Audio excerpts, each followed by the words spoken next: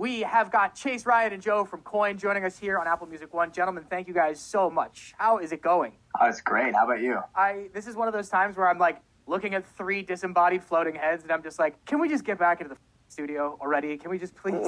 Everybody's just so hungry for it, and it really does feel like we're pretty close to this kind of ending, or at least kind of becoming the new normal. I mean, do you guys feel like we're close to a return to normalcy and, the inevitability of live music and in-studio interviews? I'm feeling good, honestly. I feel hopeful. We've been through it. I think we went out at a questionable time, but it ended up being really safe, and we had a really successful time. And I think now we're coming out the other side of it. And yeah, I'm just excited to see people smile again. It's great. I think smiling is exactly where you guys are finding a lot of your fans this afternoon. Just announced the album Uncanny Valley, touching down in its entirety February 18th at Apple Music. How does that feel to kind of finally pull back the curtain and not have to keep it under wraps anymore? My eyes were like stinging as I typed the caption. I feel like the weight of all the work that we've done just feels like it's like finally off of my shoulders, but never been more on my shoulders at the same time. So it's a really interesting time. It's got to be exciting for you guys because I feel like Chapstick, you've seen it really take off, especially with us here on All Control. I mean, fans have really gravitated to it.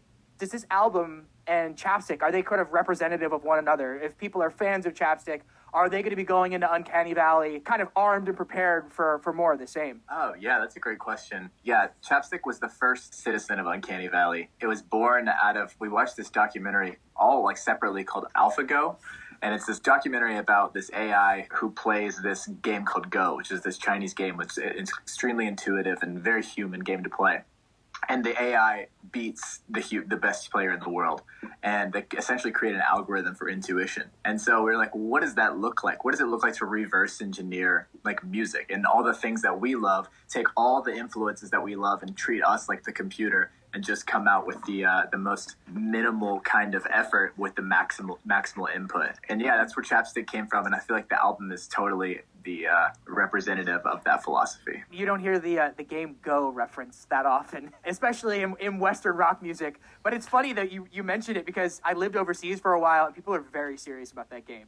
You think chess is hard, try and wrap your head around Go. It's not something you can learn in a weekend. No, and it's infinite possibility. So sometimes they just make moves and they're like, it felt right. And so they had to create like algorithm essentially to just create a human feeling. And it was really inspiring to think about what makes us tick. And we're on this for this kind of absolute. And it's a funny push and pull between programming computers for intuition and then we're on the search for optimization. So the whole album kind of embodies that philosophy. We've got the gentleman from Coin joining us here on Apple Music One. The new album, Uncanny Valley, just announced, will be in the hands of fans in less than a week. I know that you guys collaborated with Julian Bonetta on this, and you guys are also releasing this album in spatial. And those are, I feel like, 2 halves of the same coin. On the one hand, what was it like to release this album in spatial and feeling like that's another tool in the toolkit for you guys?